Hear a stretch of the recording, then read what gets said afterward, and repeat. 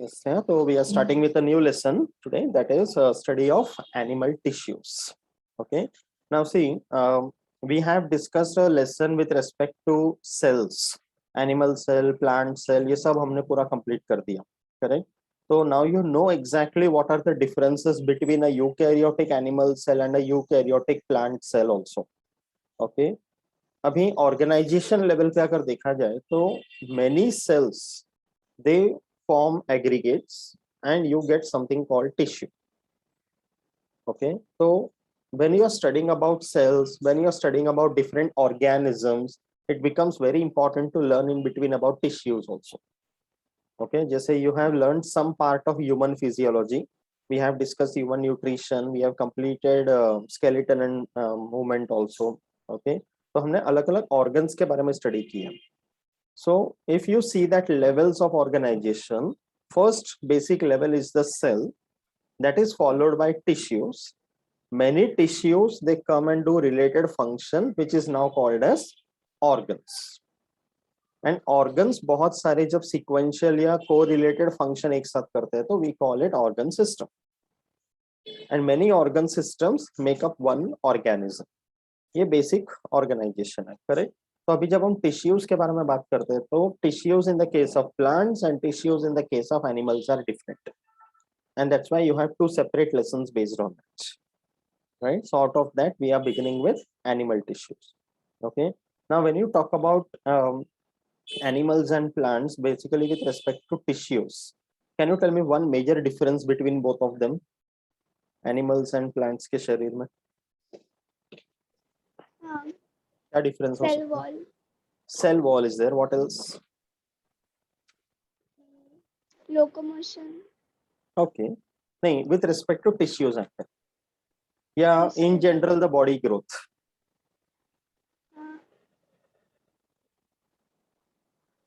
Plants are alive more than humans. Okay, humans से तो बहुत ज़्यादा रहते हैं plants. Right. Sometimes you find plants which are even hundreds and thousands of years old. Right. So basically जब हम growth के बारे में बोलते हैं ना, animals and plants in general, in plants the growth is unlimited. Yes. Till the end of the life in plants they keep on growing. But animals में growth ऐसा नहीं है. Okay, their growth might slow down slightly, but the growth is constant till the end. That is why you must be aware, wood के case में जब उसका section निकालते हैं, you count the number of rings, and that is the age of the tree. तो इसका मतलब क्या हुआ कि हर साल वो एक ring बढ़ा रहा है ना, but animals में ऐसा नहीं है. Okay, in the case of animals the growth is rapid in the beginning and after a certain age the growth stops. Okay, तो ये basically growth का जो difference है. This is the reason animal tissues are mainly different from that of plant tissues. And of course there are other metabolic reasons also. कि plants में जैसे photosynthesis होता है, बाकी सारे process होते हैं. Animals में वो सब चीज नहीं. Okay, so we'll take a look at animal tissues one by one, and we'll see how they are arranged and how they are classified also. Okay, so basically, you know, a tissue, if you define, you just cannot say it is a group of cells. क्योंकि कोई भी random group of cells को हम tissue नहीं बोलते. Okay, so we will say that it is a group of cells which perform some related function and which are similar in structure. Then it is called as a tissue. Okay, so it has tissue is a group of cells, okay, having same embryonic origin. That is also important. Okay, during embryonic development they should have the same origin from which all the cells are made. Okay, they will have similar structure. It can be same, it can be similar. There is a difference between the usage of these two words. Same matlab all cells are exactly same. Similar matlab they are not exactly same, but there are a lot of correlations. Usko similar bolenge. And even the function. Then we call it as a tissue in general.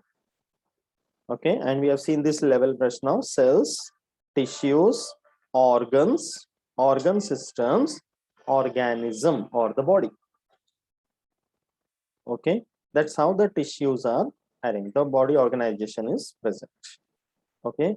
There is a branch of study called as histology.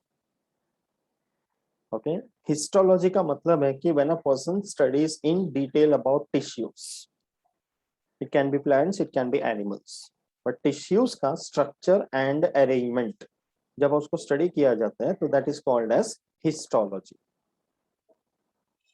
Okay, it is similar to anatomy also you can say, but anatomy is in general the internal structure. But उसमें जब हम सिर्फ tissues के बारे में पढ़ते हैं तो that is called as histology. Okay, so in case of animals, in this lesson now we are focusing on animal tissues. Okay, तो animal tissues के बारे में अगर हम बोलते हैं तो basically tissues दो type के होंगे, simple tissue and complex tissue.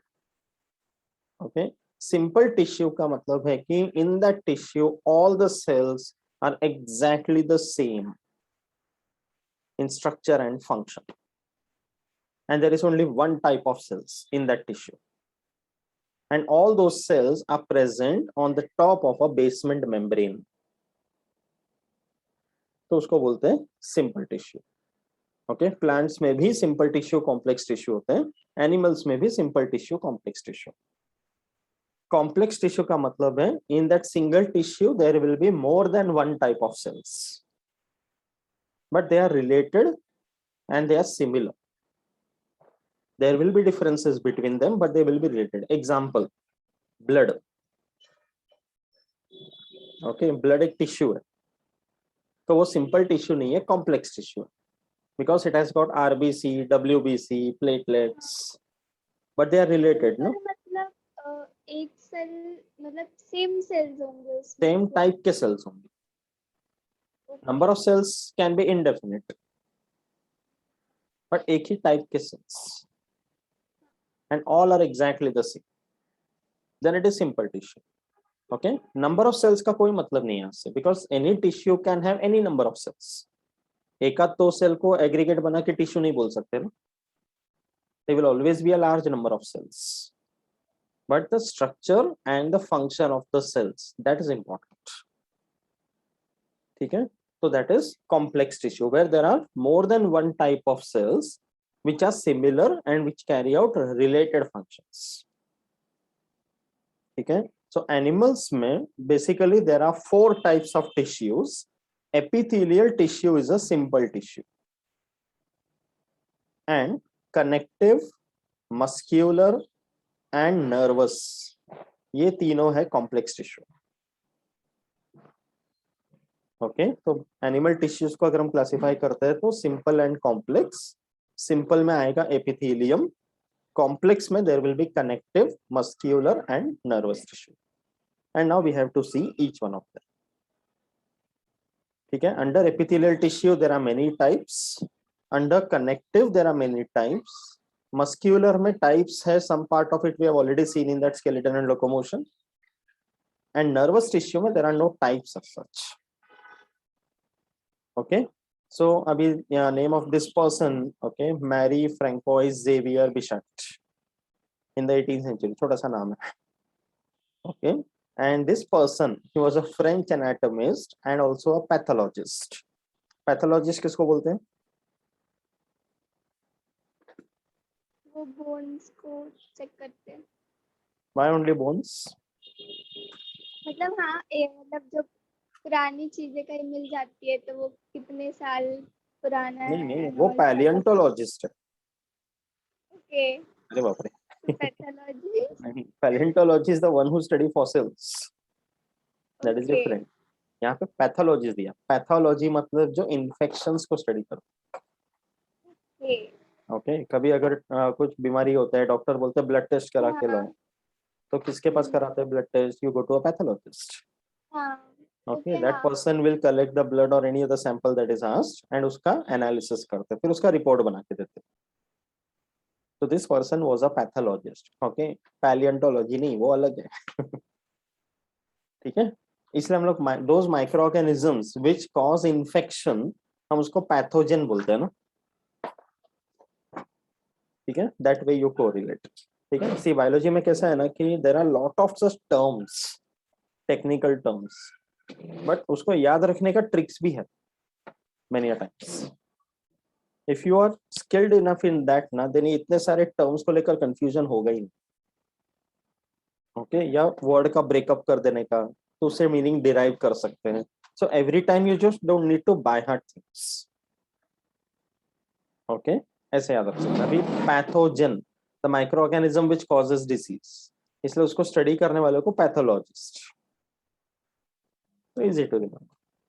Okay, so this person, Mary Francois Xavier Bichat, he was called as the father of histology. इन्होंने इस पे काम बहुत किया। Okay, this name you have to remember. ठीक है, ये 4 वर्ड है बट एक ही इंसान है। ठीक है, okay, so let us begin with the types of animal tissues. Okay, now as I said कि simple tissue, the first type, in which all cells are exactly the same structurally. Okay, all are doing exactly the same function. The key word over here is same. Related भी नहीं, same काम करते हैं, but they are present together, इसलिए उसको simple tissue बोलते हैं। तो उसमें एक ही टाइप आएगा एपिथेलियम। अब यहाँ पर भी देखना, वर्ड का स्प्लिट अप कर सकते हैं। एपी का मतलब है अबाव, एंड थीलियम का मतलब है लाइनिंग या लेयर ऑफ सेल्स। तो one layer of cells above something, इसको बोलते हैं epithelium. In simple words, it will be forming a covering, कि जैसे स्टमक के ऊपर का कवरिंग, लंग्स के ऊपर का कवरिंग, किडनी के ऊपर का कवरिंग, ऑल ऑर्गन्स। ओके, या entire body also, if you say there will be a covering tissue, because अपने शरीर में जितने ऑर्गन्स हैं, they need to have a protective covering over it. Yes or no? Imagine a stomach without a covering, कैसा रहेगा? नहीं चाहिए ना, यू नीड अ पैकेजिंग। तो नेचर ने ये पैकेजिंग मटेरियल दिया हुआ है epithelial tissue. Okay, basic meaning समझा एपिथेलियम का? तो ये जो टिश्यू है, it forms a covering. Okay, inner covering as well as outer covering, दोनों जरूरी पड़ते हैं। जैसे स्टमक में for example you know gastric juice is produced which is highly acidic, तो उसके लिए स्टमक के इनर लाइनिंग को भी प्रोटेक्टिव कवरिंग देना जरूरी है, कि वो गैस्ट्रिक जूस सिर्फ खाने को डाइजेस्ट करे, स्टमक को ना डाइजेस्ट करे। Getting it? So that's why this kind of covering is necessary. Okay, so यहाँ पे एक और पॉइंट आएगा, something called intercellular matrix. Intercellular matrix का मतलब है कि I show you this way. अभी जैसे ये एक सेल है, ओके, इसके बगल में दूसरा सेल है, then there is another one. ऐसे करके बहुत सारे सेल्स का what you can say a group or a cluster. Can you see any intercellular space between the cells? Intercellular space मतलब any space between the cells, वो यहाँ नहीं। Okay, तो स्पेस जिसमें कुछ फ्लूइड जैसे भरा हुआ है, उसको इंटरसेल्यूलर मैट्रिक्स बोलते हैं। That is absent in this tissue. जो कॉम्प्लेक्स टिश्यू रहेगा उसमें ये मैट्रिक्स रहते हैं, because the cells are slightly spaced out. तो when you understand the difference between simple tissue and complex tissue, उसमें ये पॉइंट याद रखना है कि simple tissue has got no intercellular या very little intercellular matrix. Complex tissue has got comparatively more intercellular matrix. ये point याद रखना, ठीक है। एंड दूसरा इंपॉर्टेंट है something called basement membrane. Basement membrane मतलब लाइक अ शीट, जिसके ऊपर सारे सेल्स बैठे। तो here in epithelium tissue, the cells they are present on a basement membrane which is a non-cellular layer. कि वो बेसमेंट मेम्ब्रेन सेल्स का नहीं बना हुआ है, it is just a sheet, a membranes covering, जिसके ऊपर सारे सेल्स बैठे हुए। ठीक है, ये कॉम्प्लेक्स टिश्यू में नहीं रहेगा। So between simple tissue and complex tissue, now you understood the differences. Okay, तो हम लोग epithelium के बारे में शुरू किए. So we will understand the different types of epithelial tissue. Okay, so epithelial tissue में जो cells है, they can be of various shapes depending upon the type. Polygonal है, cuboidal, columnar. Okay, and each cell is having one single nucleus because they are living cells. And ये जो tissue है, this is said to be avascular. When you say avascular, it means it does not have supply of blood vessels. Arteries, veins, capillaries वगैरह इसमें नहीं है. Because cells सारे basement membrane पे बना हुआ है, so they are having the required supply of the materials. So they don't need separate vascular connection. And इनमें regeneration का अच्छा capacity है. Regeneration means कि by chance physical injury हुआ and the cells are cut or destroyed, they can immediately repair themselves and they can become normal tissue. Simple example, जैसे अपने skin में by chance you get a cut or a wound, so it can produce a clot, no? नया skin develop कर सकते हैं. That is regeneration. To some extent that is possible even in the internal organs. Okay, तो ये covering tissue है, तो इसका main function है protection. Upon whatever it is present as a covering tissue, उस particular organ को protection provide करेगा. Besides that, it also helps in absorption. Gases का या nutrients का, whatever it is, depending upon where it is present. इसका दूसरा function है transport. Transporting materials. Okay, filtration. You know, small intestine के अंदर microvilli याद है? Okay, तो वो absorption का काम करता था. Kidneys में इस तरह के जो cells होते हैं वो filtration का काम करते हैं. Glands में जो होते हैं वो secretion का काम करेगा. Maybe enzyme secretion, hormone secretion, ऐसे अलग अलग type के functions हैं उसके. तो ये major functions उसके points याद रखने. Okay, and when you talk about epithelium tissue, it is of two types: simple epithelium and compound epithelium. Simple epithelium मतलब सबसे simplest type of animal tissue. इसमें सारे cells बस एक layer का बना हुआ है. Compound epithelium slightly complex, made up of two or more layer of cells. ऐसा समझ ले, simple epithelium is just a ground floor bungalow. Compound epithelium 3-4 माले का बिल्डिंग है, एक फाउंडेशन पे बैठा हुआ है, but all are of the same type. Understood this point? Okay, so we will see the different types of epithelium. Simple epithelium tissue के types. First type is called squamous epithelial tissue. ये word pronounce कर, squamous. Squam. Yes. Squamous का मतलब है. Squamous epithelium is also called pavement epithelium. You know what is a pavement? Footpath. Okay, footpath में इस तरह के पेवर ब्लॉक्स लगे रखते हैं, दिखते हैं रोड में, फुटपाथ पे इसी तरह का दिखता है ना, एकदम ऐसा एकदम टेढ़ा मेढ़ा सा, but properly fitted within themselves to form a complete layer. इसके ऊपर हम चल सकते हैं, चला सकते हैं गाड़ी. बहुत सारे सड़कों पे ऐसा बनाते हैं, फुटपाथ पे सब दिखा रहेगा. Have you seen that? Okay, तो इसलिए इसको पेवमेंट एपिथेलियम भी बोलते हैं. Okay, so this can be a very important question from exam point of view. Dash tissue is also called as pavement epithelium. Okay, the answer is squamous epithelium. So cells काफी irregular से होते हैं, but they are properly fitted with serrated margin. Okay, they fit together like a tiles of the footpath. And each cell is got a spherical या oval nucleus. Okay. तो ये एकदम पतला सा लेयर है, सारे सेल्स एकदम एक तरह के हैं, पेवमेंट की तरह नजर आएगा. तो उसका फंक्शन क्या है? Protection, absorption, transport, filtration, secretion etcetera. Okay अभी इस लेसन में भी लेट मी टेल यू, इस लेसन में भी what you can do is कि you can make a table.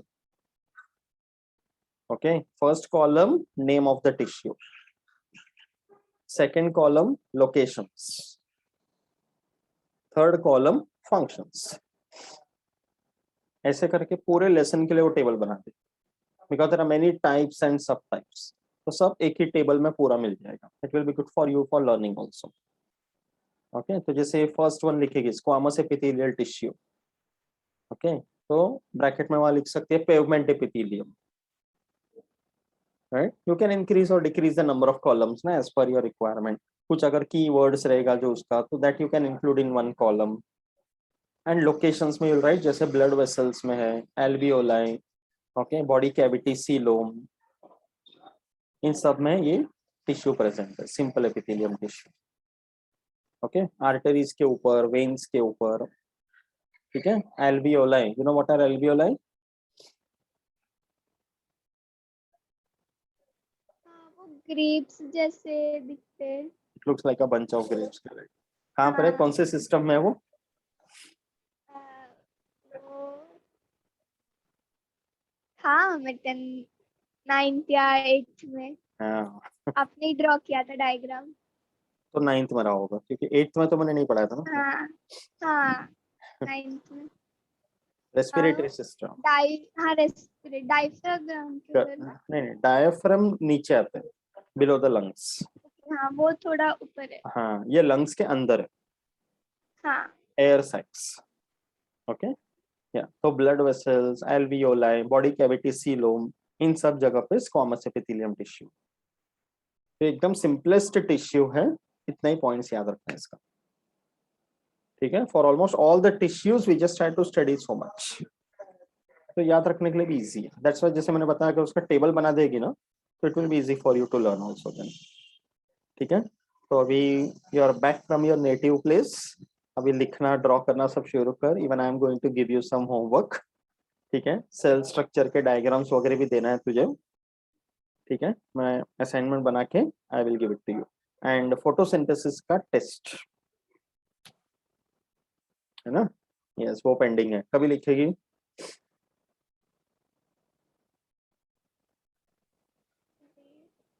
आज क्या है, फ्राइडे है ना, फ्राइडे. तो थर्सडे. ओहो डायरेक्ट. हाँ ठीक है चलेगा. क्योंकि संडे तक नहीं होगा पढ़ के. चलेगा ठीक है, थोड़ा अच्छे से प्रिपेयर कर लो. ओके हाँ और टेस्ट इवनिंग टाइम पे ही है, मतलब 7:30 के बाद, 7 बजे 7 के के बाद बाद. चलेगा. ठीक है we will arrange it. Okay next week करता हूँ. तो squamous epithelium is clear. Okay next would be cuboidal epithelial tissue. Okay अब नाम से ही पता चल रहा है कि basically structure remains almost the same, but cells का जो शेप है ओके दे आर डिफरेंट. जैसे फर्स्ट वन में देखना पतले पतले serrated margin properly fitting themselves, ऐसा थिन लेयर था. That was was squamous. Cuboidal में see the shape of the cells. You know what is a cuboid in geometry, है ना, एकदम ऐसे डब्बे डब्बे जैसे सेल दिखेंगे. ओके तो then this is called cuboidal epithelium. इसमें न्यूक्लियस जो होता है वो सेंटर पे रहता है and they form a very uniform layer. Can you notice that? Correct. तो क्यूबॉइडल में function is mostly absorption and secretion. ये ग्लैंड्स में रहते हैं मोस्टली. ओके तो ये सेक्रीशन करते हैं, जैसे अपने salivary duct they have cuboidal epithelium, तो इसमें से सलाइवा सेक्रीशन होगा. Okay there is something called nephron. Nephron is a part of the kidneys. So when we learn about the excretory system उसमें हम डिटेल में देखेंगे, बट अभी इतना याद रखना कि वो किडनीज का पार्ट है, तो एब्जॉर्प्शन का काम करते हैं. And pancreatic duct again a part of digestive system. ठीक है तो क्यूबॉइडल एपिथेलियम में इतना ही पॉइंट है. The shape of the cells are cuboidal and there is a spherical nucleus. अभी समझ में आया? ठीक है then columnar epithelium third type. First one was squamous, second one cuboidal, third one columnar. The word columnar itself tells you the cells are like columns. Finger shaped cells दिख रहे हैं, लंबे लंबे कॉलम लाइक। तो पहले वाला एकदम सपाट था, सेकेंड वन क्यूबॉइडल डब्बे डब्बे जैसा था, अब ये किटकैट चॉकलेट की तरह बड़े बड़े।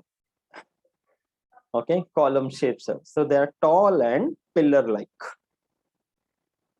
ओके, तो inner ends are narrow. Okay, मतलब अंदर वाला पार्ट नैरो है, बाहर वाला ब्रॉड है। Okay, free ends are broad and flat, and सबका ऊपर का लेयर एक ही लेवल पे आता है। Okay, and at the top of each cell there are something called microvilli. Again this word has come. ये माइक्रोविलाई कैसे बनते हैं? सी, ये सेल है, ठीक है, ईच कॉलमनर सेल। तो अंदर वाला पोर्शन नैरो है, बाहर वाला पोर्शन ब्रॉड है। Can you notice that now? Almost. तो बाहर वाले पोर्शन में इस तरह के प्रोजेक्शंस होते हैं, like this, they are called microvilli. Okay, तो इसका न्यूक्लियस ओवल है, and you can see they are located towards the base, नीचे की तरफ।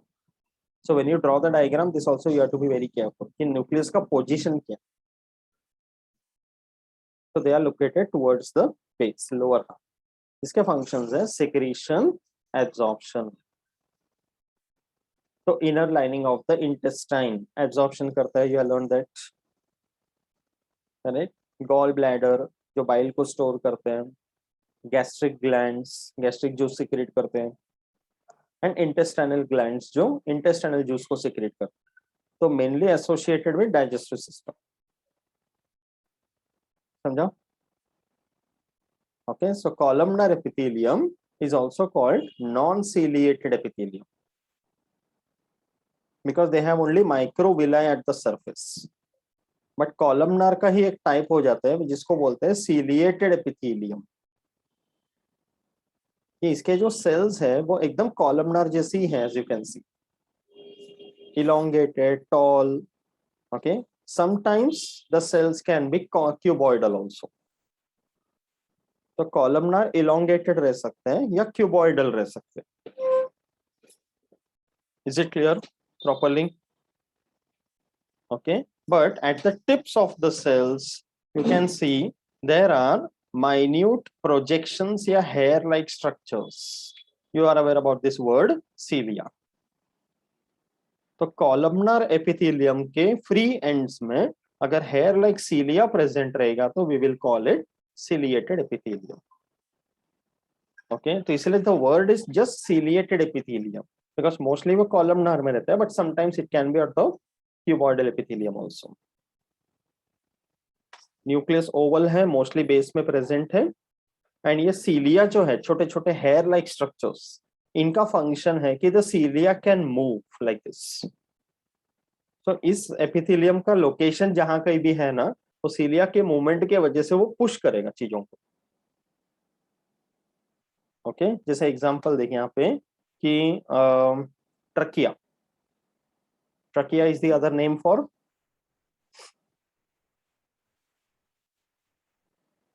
सुना है ट्रकिया? हाँ, यहाँ पे होता है। हाँ,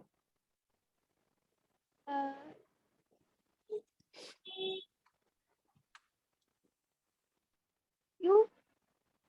it's a tube, but which one? Trachea is the other name for oesophagus, windpipe. Windpipe. Esophagus food pipe, okay, and trachea windpipe. तो windpipe भी गले में या throat region में। So when you take in air while breathing and when it passes to your lungs, तो वो जाता है windpipe से होते हुए। तो the air which you take is not necessarily always clean, उसमें dust वगैरह तो रहेगा ही। तो ट्रकिया के लाइनिंग में जो सिलिएटेड एपिथेलियम है, they will be able to trap the foreign particles. So as much as possible it is ensuring कि lungs में जो हवा जा रहा है वो clean, ये उसका फंक्शन। ठीक है, you are aware about something called oviduct. Oviduct is the other name for 10th standard life process 2. हाँ, ओवरी। हाँ, ओवरी नहीं, ओविडक्ट के अंदर ओविडक्ट, ओविडक्ट का दूसरा नाम क्या है? Something with F.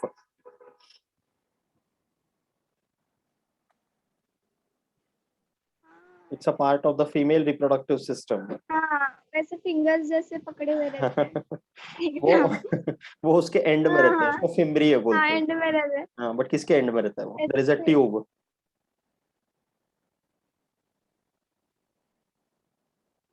ओवरी रहता है, एक ट्यूब का एंड्स उसके हाँ, ऊपर ऐसा कवर्ड रहते हैं, उस ट्यूब को covered क्या रहते बोलते हैं? यू अंडरस्टूड, बट वर्ड नहीं याद आ रहा है। हैं। हाँ हाँ, फेलोपियन ट्यूब याद है? वो फेलो। हाँ हाँ, करेक्ट बोल रही थी ना। हाँ। तो oviduct is the other name for fallopian tube.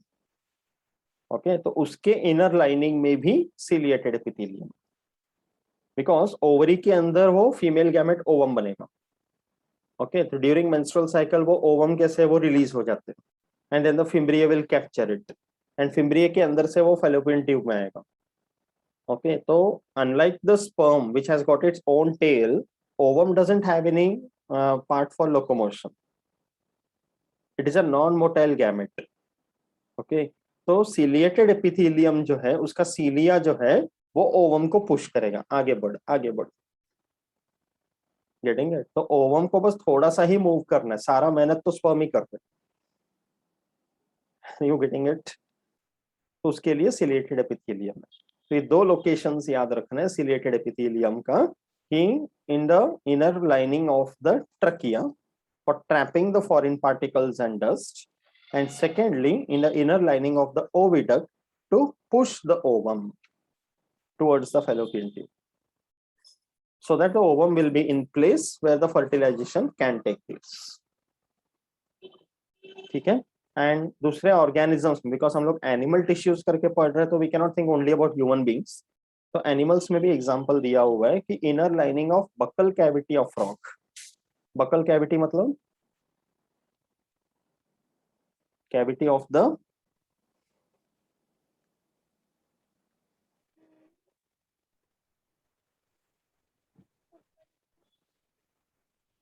Buckle मतलब चीक्स। ओके, दो चीक्स के बीच में जो कैविटी बन जाता है उसको बक्कल कैविटी बोलते हैं। Okay, nasal cavity, nose, trachea, you know, and oviduct of vertebrates. तो ये लोकेशंस भी याद रखना है। Okay, column ciliated epithelium is clear. Structure, function, सब में डिफरेंस समझ में आ रहा है अच्छे से? Okay, so any two types of epithelium, उसके बीच में डिफरेंसेस पूछ सकते हैं, दो दो point you can easily right. ठीक है, उसमें लोकेशंस भी आ जाएगा।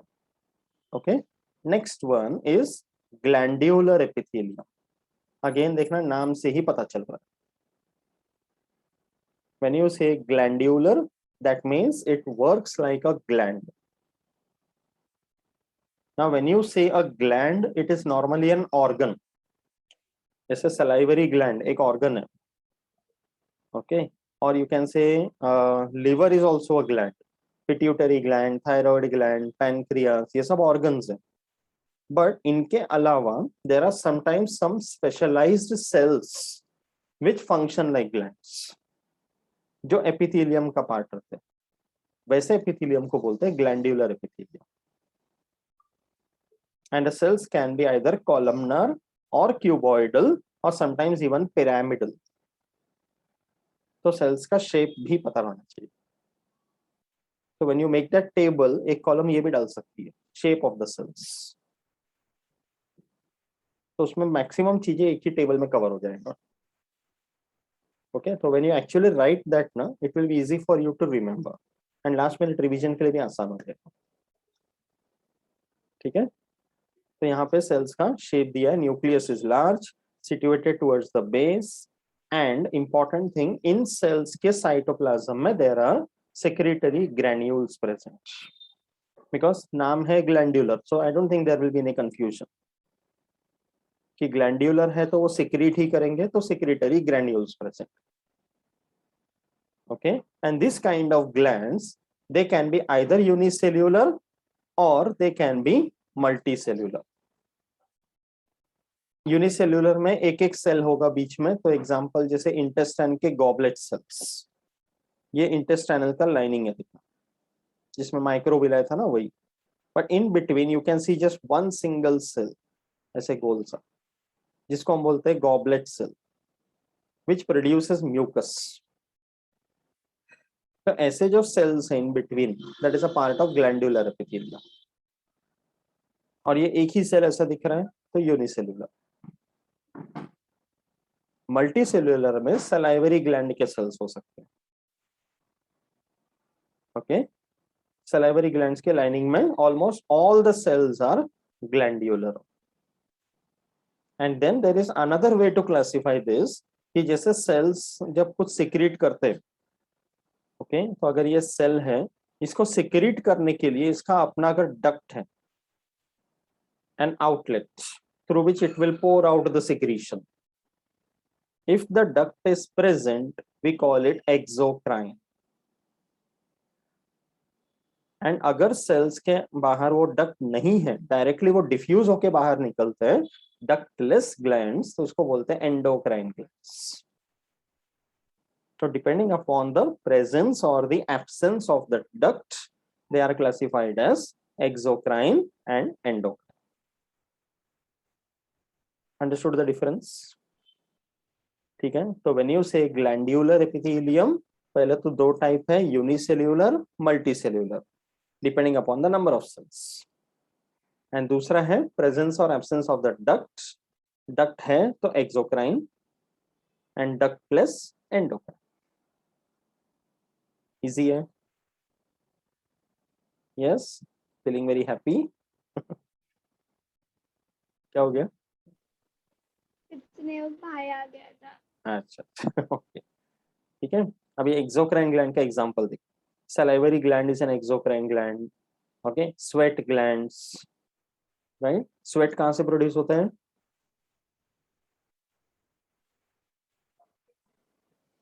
Right, of course, you know what is sweat. हाँ तो वो तो आ जाता है ना, गर्मी लगा तो आ जाते हैं मतलब कहाँ से आते हैं? बाहर से वाटर आके रिलीज चिपकता है या होता है। अंदर से रिलीज होते नहीं हैं? नहीं, अंदर से रिलीज होता है वाटर। हाँ, तो where are the sweat glands present? It is not only water. कभी ऐसा हुआ रहेगा ना, पसीना पसीना ऐसे निकल के गलती से मुंह में चला गया, तो यू नो दैट, राइट? तो ब्रेन में ही होता होगा। नहीं, रेन अलग है, वो बाहर से आता है। नहीं, ब्रेन ब्रेन ब्रेन में स्वेट ग्लैंड्स ना। मतलब ज्यादा सोचने की वजह से दिमाग से पसीना आना शुरू हो जाता है। हाँ, फिर adipose Which are the tissues के ऊपर different होता होगा। regions in the which are the different regions in the body where generally more sweat is produced? Fat regions में। नहीं, locations, places. जैसे बहुत ज्यादा फिजिकल एक्सरसाइज कर लिए, वर्कआउट कर लिए, हाँ, तो पसीना जनरली कहाँ पे आते हैं? Neck, neck region, okay, then back, back, yes, under arms correct, then और थाइस। नहीं, थाइज में पसीना नहीं आता। हाइंड लिम्स में ज्यादा नहीं रहते। हाँ, फोरहेड, तो वही फोरहेड से भी फोरहेड में आ गई। है ना, फोरहेड से भी बहुत आते हैं। हाँ, तो देर आर मतलब ऊपर। सर्टेन, हाँ, और कुछ लोगों में कभी देखा रहेगा उनके पाम्स में भी ऐसा पसीना रहता हाँ, है, यू शेक हैंड विद इसीलिए देम, ऐसे होता है। दे ट्रांसफर इट टू हाँ, यू, राइट? तो इट इज हाँ, पॉसिबल। तो there are see sweat glands, जब मैंने पूछा कि where they are present, the answer is they are present in the skin. Okay. Okay, जैसे forehead, back, under arms and what you said ना, कि जहाँ से पसीना जनरली बहुत हाँ, आते हैं, वहां के स्किन में स्वेट ग्लैंड ज्यादा रहते बट हैं। किसी ओके, किसी को पसीना ही नहीं आता यस, अपना। दैट इज लाइक ऑल्सो धूप में खड़े डिफरेंट रहे फ्रॉम, फिर भी नहीं हाँ, आता। किसी किसी को ठंडी में भी पसीना निकल के आ जाता है, तो किसी को कुछ नहीं आता हाँ, है। दैट ऑल्सो वेरीज वही। बिकॉज ये बॉडी मेकअप पे डिपेंडेड है, and that is a genetic thing. Okay, तो अल्टीमेटली कैसा है ना कि now you don't have the detail structure of a skin to study, but skin में दो लेयर्स होते हैं, एपिडर्मिस एंड डर्मिस। ओके तो स्किन का जो डर्मिस है वहां पर sweat glands located, which is slightly on the inner portion of the skin, and that dermis part contains the extensions of the blood vessels कि skin के अंदर अपने blood vessels वो sweat gland से connected है। अभी जैसे अगर मैं पूछता हूँ कि okay I'll show you this कि suppose just a rough diagram, ये skin का epidermis, ये skin का dermis अंदर,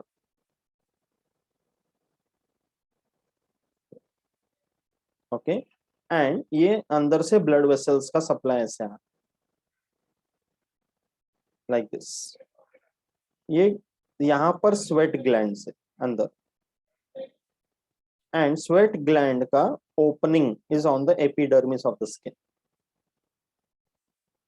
अभी ब्लड वेसल्स ब्लड कैरी करते, ओके तो अभी जैसे if I ask you simple question कि ये जो पसीना है ये हमें गर्मी के मौसम में ज्यादा आते हैं, but if you go to a very cold place you don't get the sweat, वहां पे कितना भी फिजिकल वर्कआउट करो पसीना नहीं आएगा, गर्मी के मौसम में बहुत आते हैं। जैसे हम लोग इतना वॉक किए थे बीच में, तो got very nice sweat, photo में भी साफ दिख रहे हैं राइट। तो व्हाट वाज द रीजन कि गर्मी और इसमें पसीना आता है ठंडी में नहीं आता, व्हाट इज द रीजन? गर्मी में हीट बढ़ जाता है बॉडी में, तो उससे क्या होता है?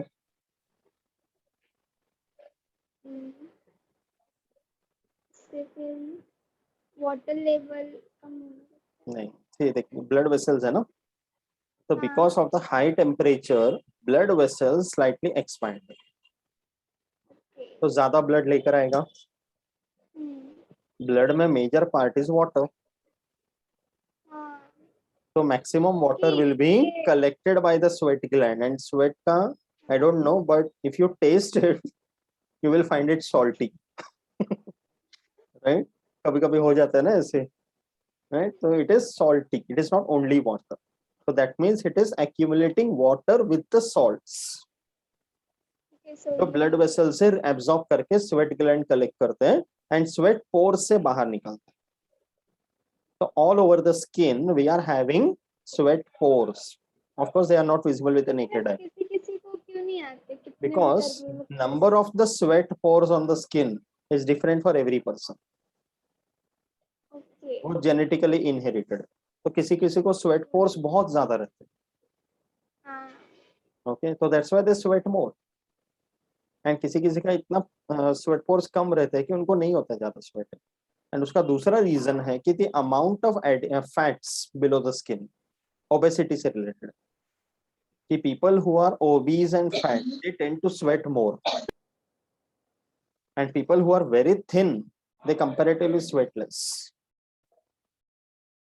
बिकॉज अगर स्किन के नीचे लेयर में फैट्स ज्यादा रहेगा तो वो इंसुलेटर वाला काम करते हैं, ओके हीट को अंदर पकड़ के रखते हैं, तो जितना पॉसिबल है स्वेट ग्लैंड्स की ऑप्शन है बाहर निकालेगा, तो ये सब चीजें डिपेंड करते हैं, but you can C sweat gland का एक डक्ट है, that's why it is an exocrine gland. कोई डिफरेंस समझा? एंड ठंडी के मौसम में क्या हो जाता है, because of the low temperature this blood vessels they contract, तो कम ब्लड लेके जा रहे हैं, कम पानी का, and of course there are other factors also, getting it? तो ये सब चीजें मैटर करते हैं, इसलिए ऐसा बोलते हैं कि कभी लो टेम्परेचर से हाई टेम्परेचर या वाइस वर्सा एकदम सडन नहीं होना चाहिए, कि जैसे बाहर धूप गर्मी में जा रहे हैं और अचानक से एसी के रूम में चले गए 16 degree, you might feel good but it is not good, and the same thing reverse also, कि एकदम ठंडे टेम्परेचर, हाँ बिकॉज ब्लड वेसल्स वगैरह सडन कॉन्ट्रैक्ट सडन एक्सपैंड होगा ना, and that is not good. कभी गर्मी के मौसम में you take bath with very hot water, अपने आप पसीने निकलना शुरू हो जाते हैं right, because hot water coming in contact with the skin, blood vessel expands, sweat is produced, कि नहा के निकलो और पसीने आ जाते हैं getting it? So it is all associated with this, कि अपना बॉडी का involuntary regulation है वाटर वगैरह का, Understood this? Okay, that's why sweat glands are very significant. And कभी कभी ऐसा बोलते हैं कि sweating is good, of course up to a certain limit. Okay, because उसमें क्या हो जाता है, the heat is lost. जैसे बॉम्बे जैसे वेदर में कि like when you sweat you lose the heat, and when you sit under the fan, because of the wind the sweat is evaporated and you feel cool. हाँ But if you go to interiors जहाँ पे hot and dry weather है, वहाँ पे पसीना नहीं आता है जल्दी, तो हीट अंदर रह जाते हैं, and that makes it more uncomfortable. Bombay जैसे जगह में कैसा है, it is not hot and dry, it is hot and humid. नहीं, So because of that the air is slightly cooler. गर्मी है but because of the humidity the air is good, so we feel comfortable. Okay, normally तो ये सब इससे associate. Understood about this sweat glands? Okay, then endocrine glands, they release their secretion directly into the bloodstream. कि they don't have a duct. So जैसे thyroid gland, pituitary gland in the brain, many endocrine glands are there. तो इनका secretion cell से diffuse होकर सीधे blood में जाएगा, and the blood will carry the hormones. इनका जो production है उसको hormones बोलते हैं. Okay, there the hormones are directly sent to the target organs wherever they have to function. ठीक है, तो जैसे फंक्शन क्या क्या होगा इसका, ये गॉबलेट सेल जो हमने देखा, they produce what, mucus. You know what is mucus, correct? Like you take the finger, put inside your nose and put it out, you know what is mucus, right? तो ये nose के अंदर why this mucus is present always? क्योंकि हम breathe करते हैं तो हमेशा अच्छा एयर नहीं आता, उसके साथ डस्ट पार्टिकल्स भी आते हैं. करेक्ट, तो यू उनको डोंट भी हैव द रोकता है. Control over the air that you are breathing. Wherever you are, जो भी हवा है वो ब्रीथ करना ही है ना. वी कैन नॉट से कि आज हवा अच्छा नहीं लग रहा तो आज थोड़ा ब्रीथ नहीं करते, right? So whatever air you breathe, it has got a lot of dust particles. तो नेचर ने ऐसा फिनोमिनन दिया हुआ है, kind of an immune system, कि नेजल कैविटी, नेजल चेम्बर या थ्रोट रीजन, वहीं पर मैक्सिमम हार्मफुल पार्टिकल्स ट्रैप हो जाए. So air entering into the lungs is comparatively pure.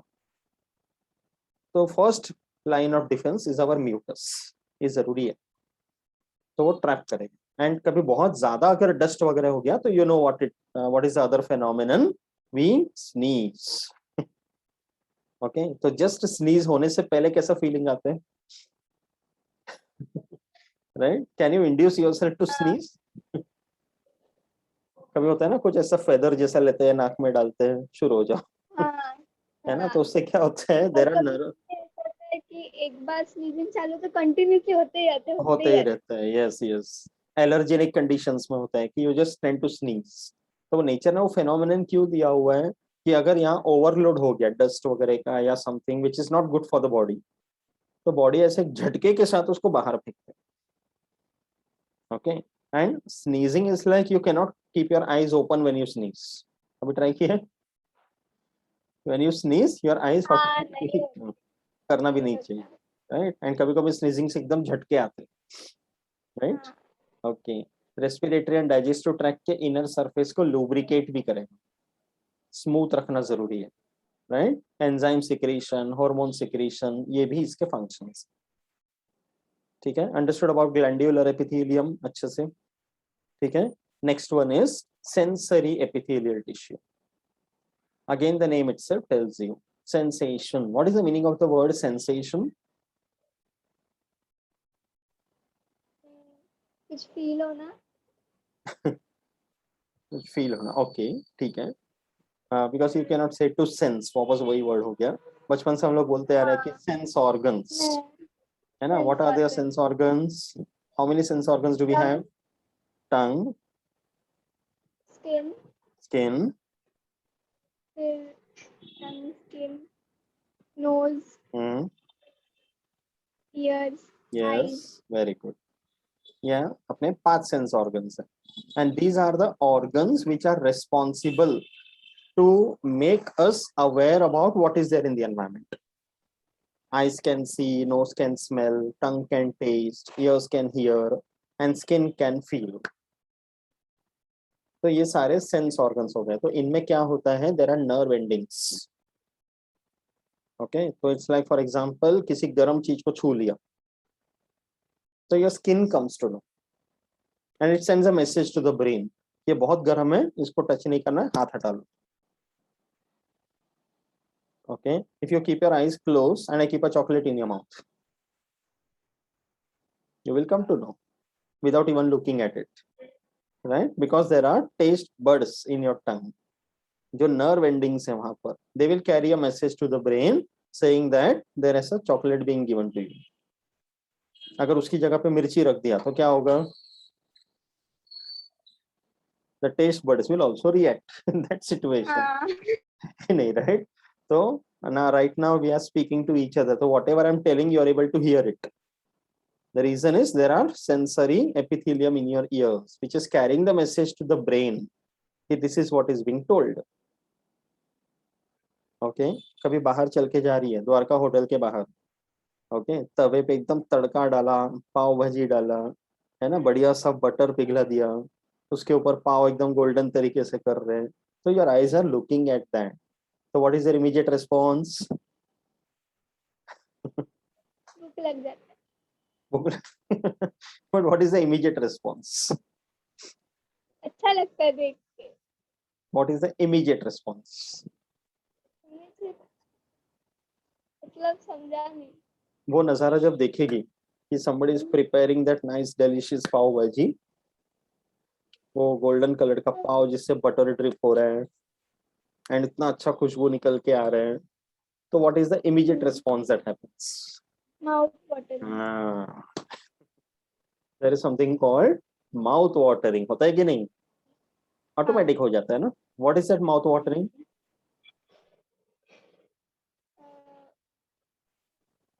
कहाँ से आता है पानी? You drink water?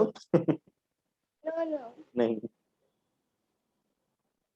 It is the secretion of this saliva from the salivary glands. Getting it? And वो salivary glands को कौन बोल रहा है कि ये देखने के बाद saliva secrete करो? No. It is the brain. Getting it? So imagine that situation कि the sensory epithelium in your eyes are sending a message to the brain कि the pav bhaji is looking very tasty. The sensory epithelium of the nose is sending the message to the brain, pav bhaji is smelling very good. Getting it? The sensory epithelium in the stomach lining is sending a message to the brain कि और stomach में खाना नहीं है, खाना खाना है, भूख लगी है. Getting it? तो जब ब्रेन को अचानक इतना ओवरलोडिंग मिल रहा है सब जगह से, तो brain will immediately send a message to the salivary glands कि सामने पाव भाजी है, start mouth watering. Getting it? तो सलाइवरी ग्लैंड्स को क्यों स्टिमुलेट करना है? Because it is the body is like reacting in anticipation कि ओके इतना अच्छा नजारा देखने के बाद you will go and eat that. तो इतना अच्छा चीज जब तू खाएगी तो मुंह में सलाइवा आकर रहेगा तो डाइजेशन विल बी बेटर. ये सब imagine how involuntary this are, है ना. Animals like dogs also you see, road side dogs for example, कि if you try to give them something to eat, तो कैसे अपना टंग बाहर निकल के आ जाते हैं, correct, automatically, right. We don't keep our tongue out at least, but dogs do that. Correct. तो ये सेंसरी एपिथेलियम का कमाल है कि they are associated with the respective receptors in the sense organs. Okay, तो जैसे ईयर को ऑल्फैक्टरी करके बोलते हैं. ऑल्फैक्शन का मतलब है सेंस ऑफ स्मेल, ऑडिटरी मतलब हियरिंग, एंड लाइट को जो समझता है वो photo receptors. Imagine like you are sleeping very nicely in a dark room, एकदम डीप स्लीप में. Okay, suddenly somebody wakes you up and there is strong light. तो कैसा लगता है आंख को? Right? So your eyes are not adjusted to it. एकदम आंख को दर्द होते हैं. Close your eyes, right? So that's why ये आंख के फोटो रिसेप्टर्स है जो इतना सेंसिटिव होते हैं. Getting it? तो ये सब अपने डेली लाइफ से एसोसिएटेड है. तो structurally if you see sensory epithelium, ये भी modified columnar epithelium cells. You can see the columnar shapes, but The other end are neurosensory cells. कि जो भी sensation का बारे में बता रहा हूं मैं कि where you are able to feel what is there in your environment, that is because of the nerves, nerve endings. तो ना nervous tissue पूरा डिटेल में तो next year you are going to learn, but अभी के लिए इतना समझ लें कि nervous tissue या nerve cell has got two parts, an axon and a cyton.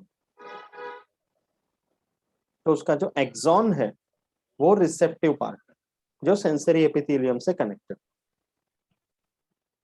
Understood this? ठीक है, अच्छी तरह समझा ये पार्ट. ओके, तो ये हो गया sensory epithelium.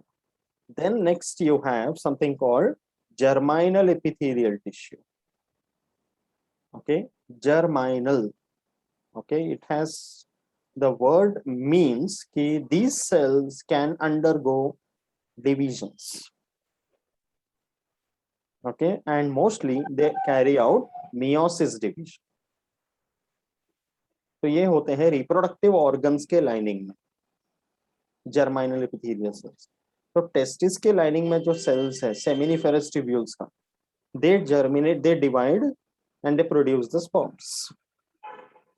And inner lining of the ovary which are the female sex organs, they undergo division to produce the female gamete that is the egg cell. तो रिप्रोडक्टिव ऑर्गन्स के lining में जो meiosis कर सके और haploid gametes तैयार सके वैसे जो सेल्स हैं, they are known as germinal epithelial cells, and that too is again under the hormonal influence. Pituitary gland से hormones जाएगा, the hormones will send them a message कि now you start dividing and start producing the gametes.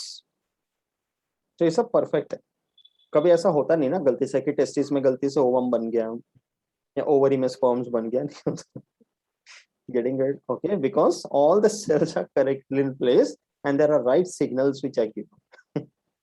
Otherwise imagine nature में कितना havoc हो जाता. Did you understand? Okay, so 7 types of simple epithelium tissue. Any doubt? ठीक है, तो मतलब gender change करते तो वो जर्मिनल लेयर चेंज करना पड़ता है क्या? ऑर्गन ही चेंज करना पड़ता है. यस, सेक्स चेंज ऑपरेशन जो बोलते हैं कि there suppose a male wants to turn into a female, तो टेस्टिस निकालकर ओवरी ट्रांसप्लांट करते हैं या ऐसे हार्मोन्स इंड्यूस करते हैं जो फीमेल गैमेट्स वगैरह बनाना शुरू करें. It's a complicated process. See, it depends, like सबका सक्सेसफुली होगा ऐसा नहीं है, and there is a series of surgery, बहुत सारे चेंजेस होते हैं उसमें, and it begins with counseling first. ये सपोज कोई मेल है उसको ऐसा लग रहा है कि he wants to turn into a female, तो ऐसा नहीं कि डॉक्टर के पास गया, लेट जा बोला और next day is a female. Okay, it's a big thing because दोनों का रिप्रोडक्टिव सिस्टम भी टोटली डिफरेंट है ना. हॉर्मोन्स अलग अलग है, रिप्रोडक्टिव सिस्टम अलग है, तो मॉर्फोलॉजिकल चेंजेस भी आने चाहिए, फिजियोलॉजिकल चेंजेस भी आने चाहिए. Okay, so the surgery is done according to that, and then उसके बाद सीरीज ऑफ टेस्ट वगैरह होंगे कि हॉर्मोन्स बराबर हो रहे कि नहीं, बहुत सारे चीजें. So it has to be a very very big decision if one wants to do that. Correct, but possible है एंड ऐसे हुआ भी है successfully. It depends on other factor, जैसे एज पे डिपेंड करते हैं, ओके, या रिप्रोडक्टिव लाइफ पे डिपेंड करते हैं, अदर कोई और बीमारी वगैरह है कि नहीं उस पर डिपेंड करते हैं, राइट, फैमिली हिस्ट्री का, जेनेटिक्स, ये सब डिपेंड करते हैं. ओके, बट टेक्निक्स हैं, इंसान कुछ भी कर सकते हैं. Right, okay. एनीवेज, उस पर हम कमेंट तो नहीं कर सकते, बट यस, मेडिकल में सब पॉसिबल है. ओके, तो सिंपल एपिथेलियम टिश्यू के क्या क्या टाइप्स थे? First one squamous, yes, second one cuboidal, correct, third one ciliated, correct. हाँ नहीं, okay, ciliated is also there, but उसके पहले क्या था? Non ciliated, columnar. कॉलमनर. हाँ, columnar. Squamous, cuboidal, columnar, ciliated. Next, और उसके बाद glandular, glandular. Glandular They are not grand, they are glands. Glandular Yes, then और फिर नेक्स्ट वन ये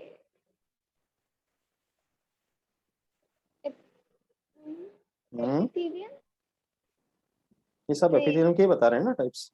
हाँ नहीं एपिथेलियम भी था ना 6th वन में सेंसरी एपिथेलियम.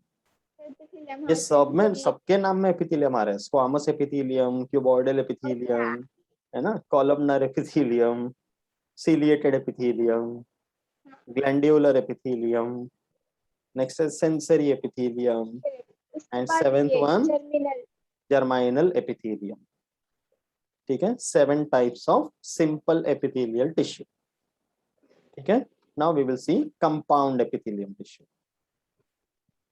Okay, compound का क्या बताया था? Simple में हमने क्या देखा? Only one layer of cells, but उसके shape, size, function सब अलग अलग थे.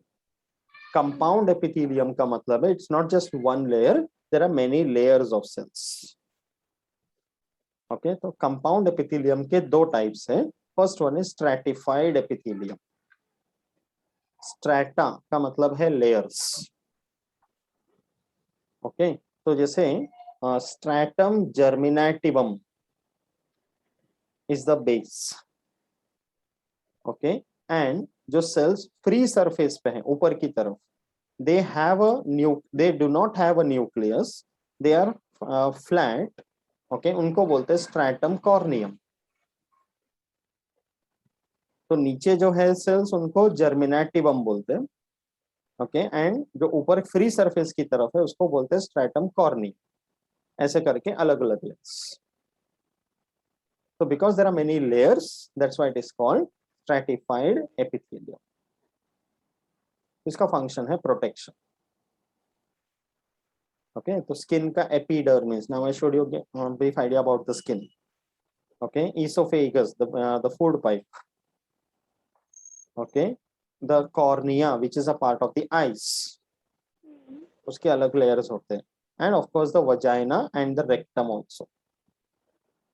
Okay, vagina is a part of the female reproductive system and rectum is the end part of the alimentary canal. ठीक है, इन सब के lining में stratified epithelium present है. Clear about this? तो stratified epithelium के दो layers याद रखना है. One layer called stratum germinativum, in which nucleus is present. Another layer called stratum corneum, in which nucleus is absent, with their locations. Okay. Next type is transitional epithelium. Okay. Now this is also similar to stratified, but from the base to the top, the shape of the cells can change depending upon the requirement. Transition का मतलब है change. Okay, depending upon the degree of the stretching. मतलब ये, for example, जैसे urinary bladder में located है. What is the role of the urinary bladder? to hold urine To store urine temporarily. That's a very important word. हाँ Okay, yes, to store the urine temporarily. That means it's like a extensible organ, एक छोटा balloon जैसा. हाँ As and when the urine is produced by the kidneys, they are stored in the bladder. तो जैसे जैसे वो bladder में store होता जाएगा, bladder will keep on extending. Balloon में कैसे पानी भरते हैं वैसा. ओके, तो ब्लैडर का जो वॉल है, that is made up of transitional epithelium. कि when the bladder is hardly having any urine या no urine in it, it is distended. But जैसे जैसे यूरिन बढ़ता जाएगा, इसका डायमीटर बढ़ते जाएगा. तो इसका जो वॉल है, उसके ऑर्गन, उसके जो सेल्स है ट्रांजिशनल एपिथेलियम के, they can change their shape according to the distension. But then the bladder has its capacity. It cannot keep on extending too much. Correct? एक particular point के बाद what happens? You know what happens. Okay, the nervous system is activated. Okay, and then the right place has to be found, and then okay. So in that situation, the bladder, when it is emptied, when the urination is done, the bladder is emptied, the transitional epithelium comes back to the normal shape. तो इसमें ये capacity है, kind of elasticity what you can say, इसलिए उसको transitional epithelium करके बोलते हैं. Okay, the cells can undergo change in their shape and structure. Imagine nature ने क्या फ्लेक्सिबल दी, अगर वहां पे वो फ्लेक्सिबिलिटी नहीं होता ब्लैडर में, तो you can imagine, better you don't imagine, right. Okay, तो स्ट्रैटिफाइड, तो कंपाउंड एपिथेलियम के दो types, stratified epithelium and transitional epithelium. तो एपिथेलियल टिश्यू के सारे टाइप समझ में आ गए, लोकेशन, फंक्शन, स्ट्रक्चर, एवरीथिंग. ठीक है, not very difficult, right. Yes, ऐसे तो ना बोल रही है पाइवोट जॉइंट, बट मन से हाँ बोल रही है. है ना, फर्स्ट टाइम सुनेंगे तो नया नया लगेगा ही, but of course you have to study. Okay, या अभी एक और छोटा सा पार्ट कर लेते हैं, then we can stop for today. Compound tissues, हम कॉम्प्लेक्स टिश्यू एक साथ ही करेंगे नेक्स्ट टाइम, है ना. एक छोटा सा पार्ट है, that is about cell junctions, this we can complete. ठीक है, बस ये फ्लो चार्ट जो दिख रहा है वो सेल जंक्शंस क्या है, कि इट्स लाइक जंक्शन. जैसे ट्रेन से आते हैं तो हम बोलते हैं दीवा जंक्शन, कल्याण जंक्शन. तो उसका मतलब क्या है जंक्शन का? कोई बड़ा स्टेशन नॉट नेसेसरी, डेवलप हुआ. नहीं, नॉट नेसेसरी. अभी दीवा में क्या डेवलपमेंट दिख रहा है? तो still it is a junction. Normal station, नहीं, एक spot. it's not always a big station. Many big stations are not junctions. Spot फिर For example, think about Kalyan Junction. Okay, यहाँ से जब हम ट्रेन पकड़ते हैं, कल्याण स्टेशन आते हैं, तो कल्याण के आगे दो अलग रूट जाते हैं ना, one towards Kasara, one towards Karjat. तो उसके आगे जब ब्रांचिंग होगा, then it is called as a junction. Okay, दीवा के बाद भी वैसे ही है, one line going towards Vasai, another one towards कोपर, इसीलिए जंक्शन. Getting it? तो यहाँ पर भी we are talking about cell junction. इसका मतलब है एपिथेलियल सेल्स जो है, they are connected to each other in two ways. कि जो बाजू बाजू में सेल्स हैं उनके साथ कनेक्शन है, और हर सेल के नीचे जो बेसमेंट मेम्ब्रेन है उसके साथ भी कनेक्शन है. उन कनेक्शंस को, कॉम्प्लेक्सेस को हम बोलते हैं cell junctions. These are associated with the epithelial tissue. Okay, the cells are connected to each other. See, ये सब individually अलग अलग फिट किया हुआ सेल्स नहीं ना, कि एक निकाल दिया तो बाकी इफेक्ट नहीं होगा. It's not like that. They are all connected to each other. Okay, that's why they are called as cell junctions. इसका मीनिंग समझा? Okay, so what are the different types of cell junctions? सबसे पहले आता है TGs, tight junctions. Okay, so they maintain the cell polarity. ये सारे sales एक ही direction में फेस करना. जैसे कॉलमनार इलोंगेटेड है, तो सारे सेल ऐसे ऐसे होंगे, बीच में एक सेल ऐसा रहेगा क्या लेटा हुआ? नहीं. Okay, that is because of the tight junction. Okay, train में ट्रैवल कर रही है, लोकल ट्रेन में, या सिटिंग, 4 लोग बैठते हैं विंडो से लेकर बाहर की तरफ, तो सब सीधा सीधा बैठते हैं ना, एक सीधा बैठा है, एक लेटा हुआ है, ऐसा रहता है क्या? नहीं, that is because tight junction. Getting it? And they prevent the lateral diffusion of proteins and ions. कि बगल बगल में डिफ्यूजन नहीं होगा, उनको टाइट जंक्शन होते हैं. इतना याद रखना बस. Okay, then there is something called desmosomes. Okay, तो ये क्या करते हैं? मैकेनिकल स्ट्रेंथ प्रोवाइड करेगा, लाइक फाइबर्स, कि सेल्स को बांधे रखेगा. कार्डियक मसल्स, मेनिंजस मतलब ब्रेन के ऊपर का प्रोटेक्टिव कवरिंग होता है, उनको बांध के रखेगा. तो जैसे डेस्मोसोम्स है, वैसे ही hemidesmosomes. Okay, hemidesmosome as you can see over here, ये सेल है, ये नीचे बेसमेंट मेम्ब्रेन है, उनके बीच का सिलाया हुआ जंक्शन. कि the cells are attached to the basement membrane because of hemidesmosomes. तो सेल्स के आपस में जो मैकेनिकल स्ट्रेंथ है वो डेस्मोसोम्स की वजह से, you can see this, and the cells with the basement membrane when they are connected, that is because of hemidesmosomes. Difference समझा? Okay, then there is something called gap junctions, GJs. Okay, इसमें की वजह से क्या होगा कि from one cell to another there will be kind of some gaps, जिससे एक सेल से दूसरे सेल में आयंस एंड मॉलिक्यूल्स का ट्रांसफर हो सकता है. कोई मिनरल्स हो गया, न्यूट्रिएंट्स हो गया, वेस्ट मैटर हुआ. Okay, they should be also, there should be some availability for passing these also. उनको बोलते हैं gap junctions. You can say दो सेल्स के बीच में खिड़की. ठीक है.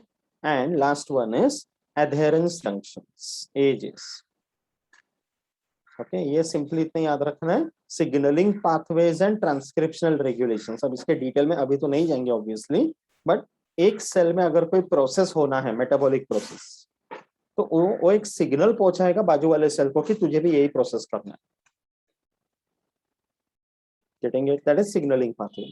Transcriptional regulation, कि if the cell, अभी जैसे ग्लैंडुलर एपिथेलियम है, ओके, वो ग्लैंड्स कुछ प्रोड्यूस कर रहे हैं, तो उसके अंदर जो जीन्स है, that DNA will be expressing themselves by protein synthesis. Transcription करके हमने बोला था, डीएनए टू एमआरएनए.